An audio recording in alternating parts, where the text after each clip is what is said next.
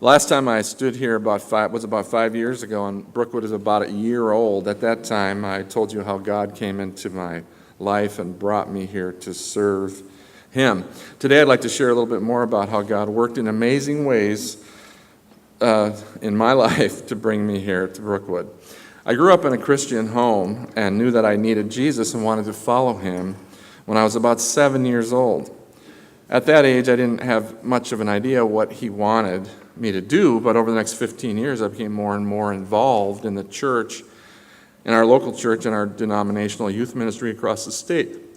Then, when I was a senior, my dad got sick with Hodgkin's. After some heavy-duty chemotherapy, his condition went into remission, and he was able to live a relatively normal life for several years after that. Shortly after that, he came to Shakopee and started a church. I was in college, and I didn't come here very often, but I did see my parents on several occasions, but I didn't live here.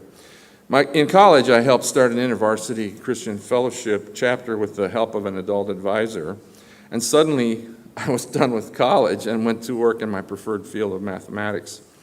Pam and I were married a few years later and started our family. Shortly after our first son was born, Pam's seemingly healthy mom died of a stroke. I was very close to her mom, and when she died, I was hit with a very deep despair.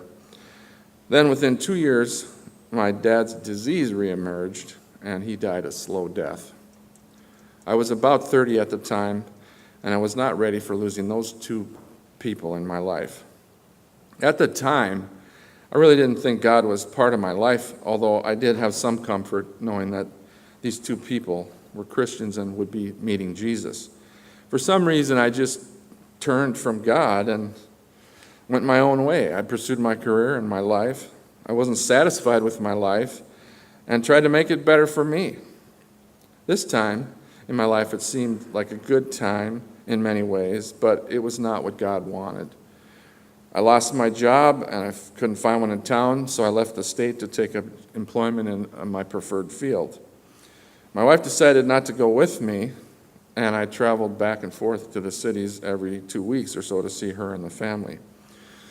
And I was about 47 when it happened. I started having some pain in my abdomen, and as days went by, the pain increased. I was taking painkillers every day and knew this was not going to help long term. After a few trips to the doctor, and quite a few, I guess, I was diagnosed with prostate cancer and was told harshly that I had 2, maybe 3 years to live. I really wasn't certain I was ready for death.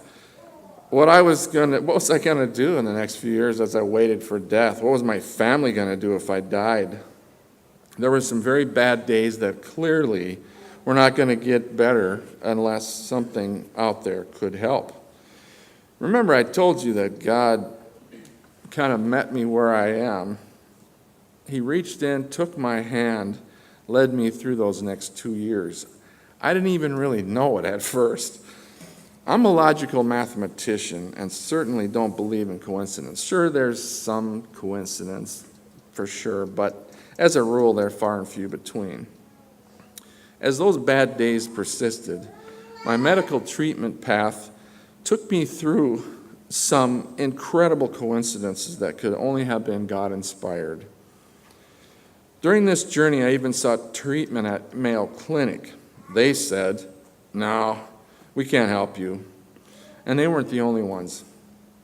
But because of the tests done over all these times, I found out that I had kidney cancer, a kind of a silent killer because it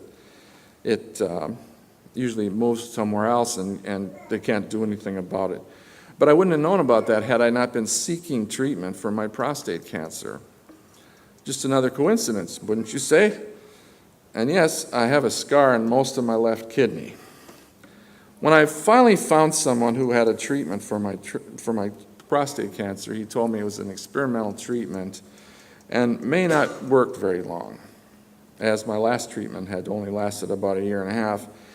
He is now running one of the leading prostate cancer treatment centers in the country, and his experiment with me and others has worked pretty well. There was a point during that several months that I realized that there were people around me that were there because God put them in my life. I finally knew that I needed to serve him in whatever way he had for me to do. It was at that time that I started praying every day and asking God what I could do for him now and for my life. Then one day I heard about a church plant in Shakopee. Of course, my dad started a church here, so I started looking at the possibility of getting involved with this church. But I just couldn't accept that coincidence, could I? Anyway, since I committed to help start Brookwood, God has richly blessed me. He has given me some great Christian friends, lots of who are in the audience today, and has been able to allow me to use my skills to help the church. I think using our skills for God gives us a fulfilling life that God really intended. I know many of you are involved, and I'm sure that's true for you. Hopefully those of you that aren't won't wait until something happens to you before you get involved and committed. You will be glad you got involved because God will take you places that you may never have imagined would be possible.